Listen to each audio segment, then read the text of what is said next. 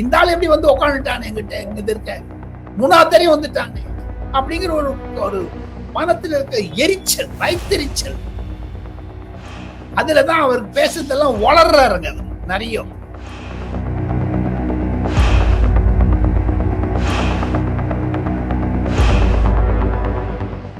நான்காவது முறையாக காங்கிரஸ் தோல்வி அடையுமே ஆனால் 3 காந்திகளும் கண்டிப்பாக புலம் பெயர்வார்கள் டெல்லியில் இருந்து என்ற ஒரு வதந்தி டெல்லியில் ஓடிக்கொண்டிருக்கிறது.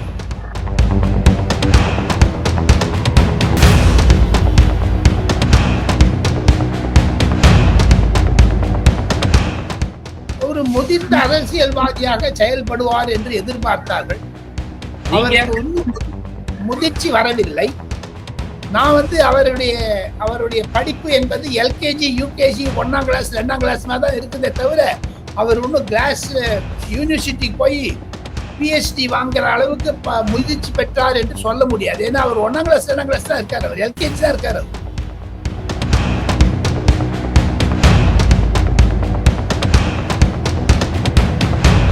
தினமணிந்தர்களுக்கு அன்பான வணக்கம். நம்மோடு மூத்த பத்திரிகையாளர் டெல்லி ராஜகோபாலன் அவர்கள் இணைந்திருக்காங்க. சார் வணக்கம். நமஸ்காரம். நமஸ்காரம் கோபாலகிருஷ்ணன். ஜனாதிபதி திரௌபதி முர்மு அவர்களை பிரதமர், உள்துறை அமைச்சர் எல்லாரும் சந்திச்சிருக்கிறாங்க. சந்திப்பினுடைய சங்கதி என்ன சார்? தினமலர் உரைகள் நேயர்களுக்கு, கோபாலகிருஷ்ணன் நேயர்களுக்கு விடை சொல்ல வேண்டும் என்றால் அது ஒரு $1 மில்லியன் கொஸ்டின். நரேந்திர மோடி ஒருவருக்குத்தான் தெரியும், அமித்ஷா ஒருவருக்குத்தான் தெரியும், திரௌபதி முர்மு அந்த அம்மாக்குத்தான் தெரியும். மிக மிக ரகசியமாக வைக்கப்பட்டிருக்கிறது. அதனுடைய விவரங்கள் கசியவில்லை டெல்லியில். இருப்பினும் சிலர் யூகமாக சொல்லுகிறார்கள் ஆர்டிகல் 370 அதை எடுத்து விடுவார்கள், மாநில அந்தஸ்து கிடைக்கும் ஜம்மு காஷ்மீருக்கு என்றும் பாகிஸ்தான் ஆக்குபைட் காஷ்மீரை தாக்க இருக்கிறார்கள் என்றெல்லாம் வதந்திகள் வருகிறதே தவிர யாருக்கும் ஒண்ணு தெரியாது. நான் சொல்லி மாட்டிக்கிறதுக்கு தயாராயில்லை. ஆனா செய்திகள் வர்றது அந்த லடாக் காஷ்மீருக்கு கொடுக்குறோம் 5 ஆண்டுகள் ஆயிடுச்சு அப்படிங்கிறது உறுதிப்படுத்தப்பட்ட தகவல்கள் இல்லையா? இல்ல, கிடையவே கிடையாது. ஓமர் அப்துல்லா கூட ட்வீட் பண்ணியிருக்காரு நேற்று நைட்டு. இந்த மாதிரி ஏன்னா அவருக்கு ஒரு கம்பல்ஷன் அங்க முக்தி முகமதுனுடைய அந்த அம்மா ட்வீட் பண்ணியிருக்காங்க. ஏன் இந்த மாதிரி இவர் ஓமர் அப்துல்லா பறக்கிறாரு கடந்துன்னு. மெஹபூபா முக்தி முகமதுனுடைய ட்வீட்டை பார்த்தீங்கன்னா தெரியும். ஆக மொத்தம் ஜம்மு காஷ்மீர்ல ஒருத்தருக்கும் ஒண்ணும் தெரியல கோபால்.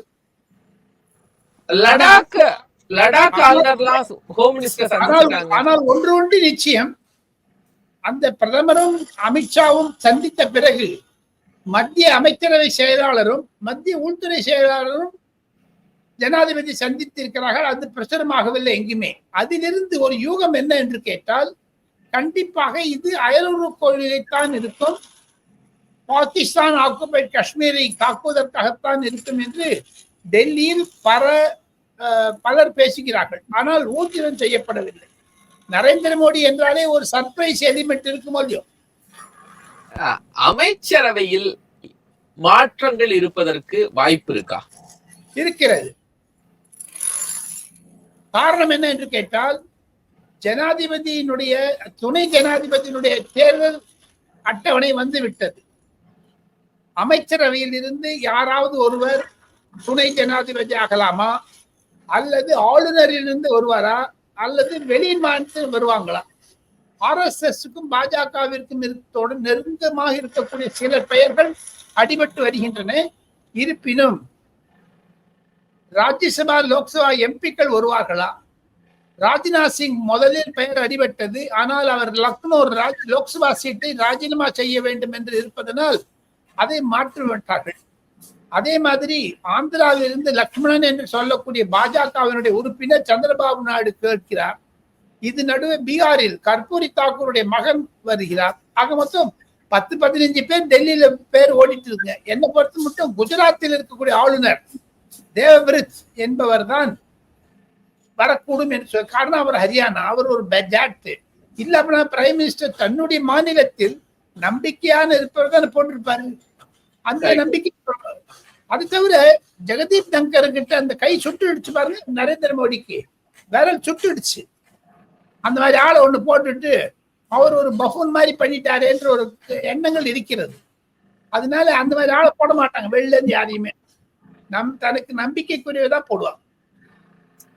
ஸோ இதெல்லாம் எப்போ, ஏன்னா துணை ஜனாதிபதி தேர்தலுக்கான எல்லா நடவடிக்கைகளையும் தேர்தல் ஆணையம் துவங்கினதுனால துணை ஜனாதிபதி வேட்பாளர் தேர்வு தான். இடையில நம்ம நிதிஷ்குமார்லாம் கூட பேசியிருந்தோம், நிறைய தகவல்கள்லாம் வந்துட்டு இருந்துச்சு. இப்போ அந்த ப்ராசஸ் எல்லாம் ஸ்டாப் பண்ணிட்டாங்களா சார்?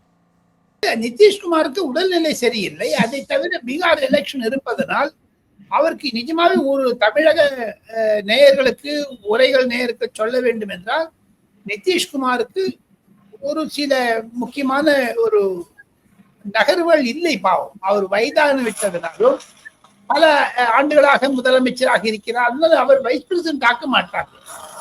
அவர் உடல்நிலை சரியில்லை. இந்த மாதிரி சீஃப் மினிஸ்டர் ஆன அப்புறம் அவருடைய மகனையும் எப்படி உதயநிதியை ஸ்டாலின் கொண்டாரோ அதே மாதிரி நிதிஷ்குமார் நிஷிகாந்த் குமார் என்பவர் தன்னுடைய மகனையும் அரசியல்ல கொண்டு வந்துட்டார். அதனால அவர் வரமாட்டார்கள்.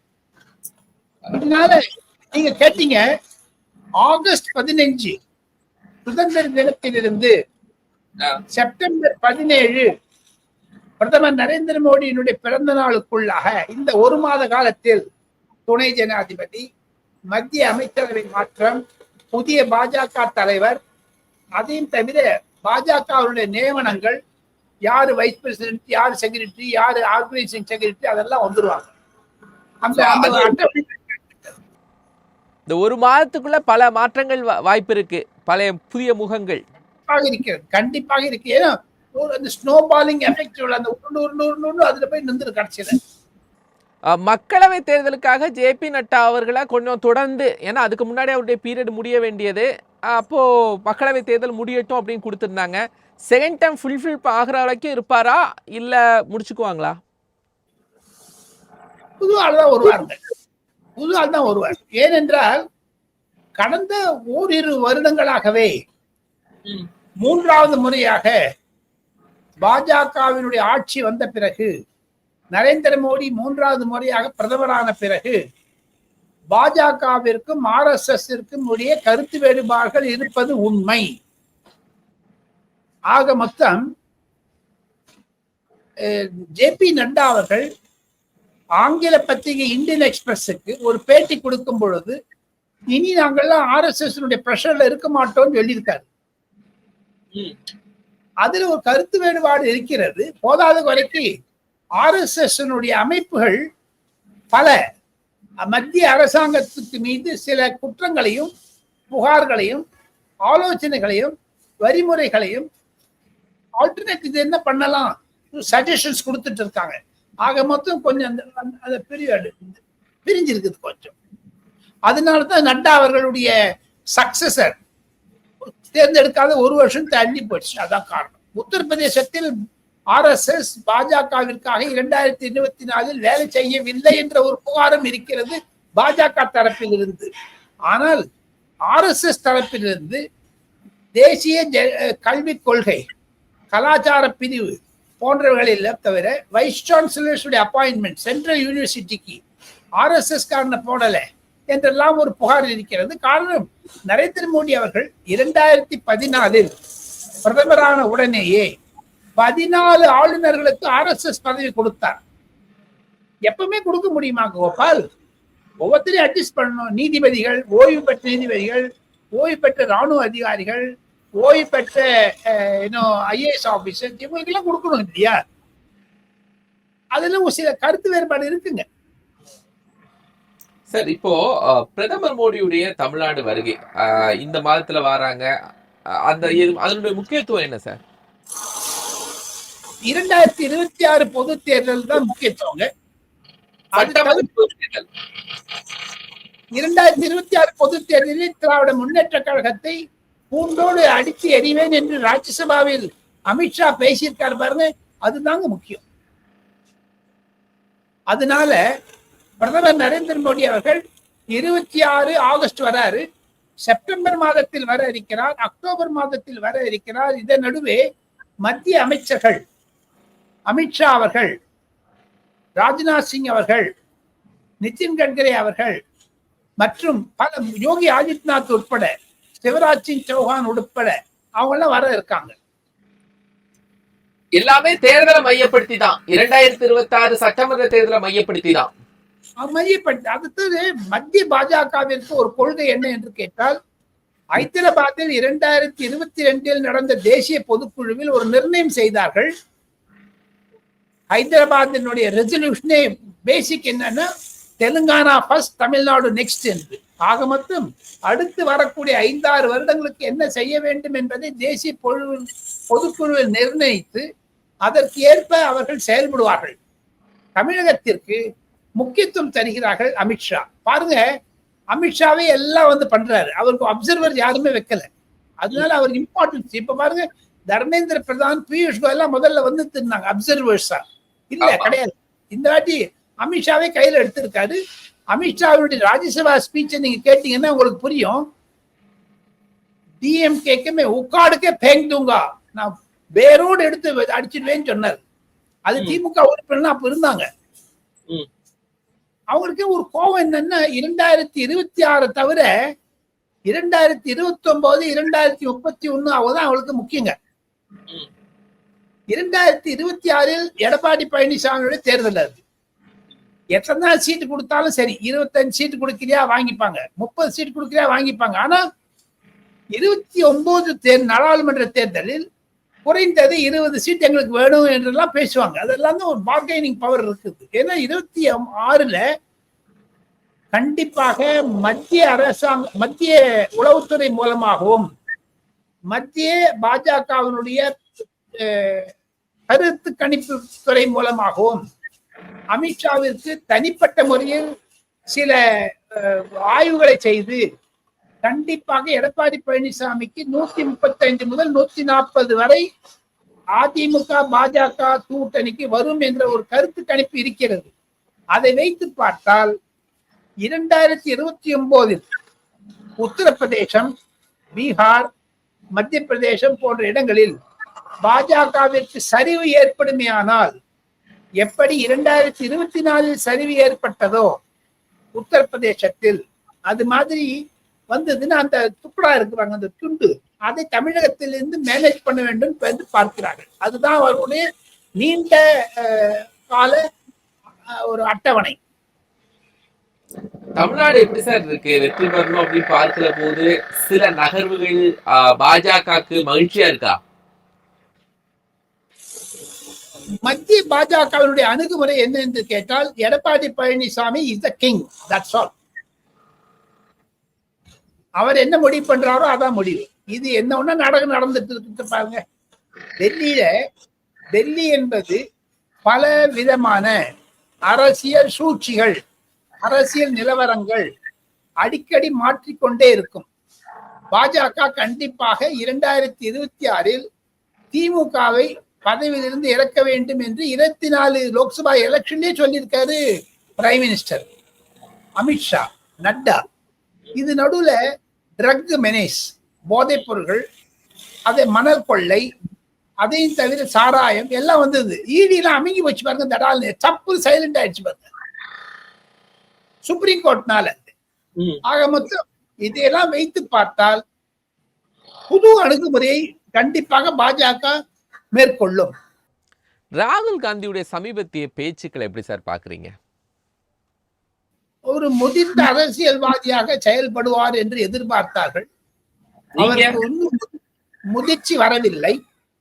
நான் அவருடைய படிப்பு என்பது எல்கேஜி, யூகேஜி, 1ஆம் கிளாஸ் 2ஆம் கிளாஸ் மாதிரி தான் இருக்குதே தவிர, அவர் இன்னும் கிளாஸ் யூனிவர்சிட்டிக்கு போய் பிஹெச்டி வாங்குற அளவுக்கு முதிர்ச்சி பெற்றார் என்று சொல்ல முடியாது. ஏன்னா அவர் 1ஆம் கிளாஸ் 2ஆம் கிளாஸ் தான் இருக்காரு, அவர் எல்கேஜி தான் இருக்காரு அவர். ஏன்னா அவருக்கு ஒரே ஒரு எண்ணம், நரேந்திர மோடி அந்த பிரதமருடைய பதவி இறக்கல பாக்குறாங்க லோக்சபால 2 பேரும் ஒன்னா, அந்த ஒரு எரிச்சல், மன குமரர்கள், ஆத்திரம், பொல்லாத்தனம், காழ்ப்புணர்ச்சி என்னதான் இருக்குது பாருங்க. இந்த ஆள் எப்படி வந்து உட்காந்துட்டானே எங்கிட்ட, எங்க இருக்க 3ஆவது தடவை வந்துட்டானே அப்படிங்கிற ஒரு மனத்தில் இருக்க எரிச்சல், வயிற்றெரிச்சல். அதுலதான் அவருக்கு பேசுறதெல்லாம் வளர்றாருங்க அவர் நிறைய. அதுலதான் மாட்டின்றாரு சுப்ரீம் கோர்ட். நல்லா கூட்டி நாங்க வரோம் சுப்ரீம் கோர்ட்ல. என்ன நினைச்சிட்டு இருக்கேன்னு கேட்டாங்க. Are you Indian? காரணம் அவர் இந்தியன் கேட்டதுக்கு காரணம் என்னன்னா, Lucknow bench of high court, Allahabad ஹைகோர்ட்ல, பிரயாக்ராஜ் ஹைகோர்ட்ல ஒரு கேஸ் ஒண்ணு இருக்குதுங்க. இரட்டை பாஸ்போர்ட்டை பற்றி விசாரித்துக் கொண்டிருக்கும் பின்னணியில், அதையும் தவிர அடிக்கடி ராகுல் காந்தி அயல்நாடு செல்வதனுடைய பின்னணியில், அடிக்கடி ராகுல் காந்தி சைனாவை பற்றியும் பாகிஸ்தானை பற்றியும் துருக்கி பற்றியும் பேசுவதனுடைய பின்னணியெல்லாம் வைத்து பார்த்தால், ராகுல் காந்திக்கு 2029 4வது முறையாக காங்கிரஸ் தோல்வி அடையுமே ஆனால் 3 காந்திகளும் கண்டிப்பாக புலம் பெயர்வார்கள் டெல்லியில் இருந்து என்ற ஒரு வதந்தி டெல்லியில் ஓடிக்கொண்டிருக்கிறது. காரணம் என்ன என்று கேட்டால், பிரியங்கா காந்தியினுடைய மகன் மகள் இருவருமே லண்டன் ஸ்கூல்ல படிக்கிறாங்க.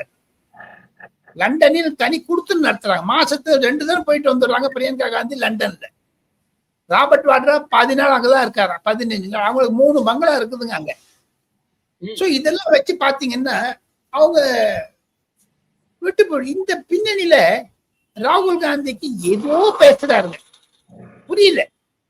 பார்லிமெண்ட்ல பேசுறாரு, ட்ரம்ப் இஸ் a liar, பொய் பேசுறவன். மறுநாள் கார்த்தால ட்ரம்ப் சொல்வது சரிங்கிறாரு, இந்தியாஸ் எக்கானமி இஸ் டெட்னு சொன்ன உடனே. ஆக மொத்தம் அவருக்கு ஒரு தடம் புரண்டதாகத்தான் தெரிகிறது. புறம் பெயரவில்லை, தடம் பெயர்ந்து விட்டது. இல்லை, ஏன் அமெரிக்காவுக்கு ஒரு அமெரிக்கா ட்ரம்ப் சொல்றதெல்லாம் இவர் ஏன் அங்க வந்து பேச வேண்டியது இருக்கு?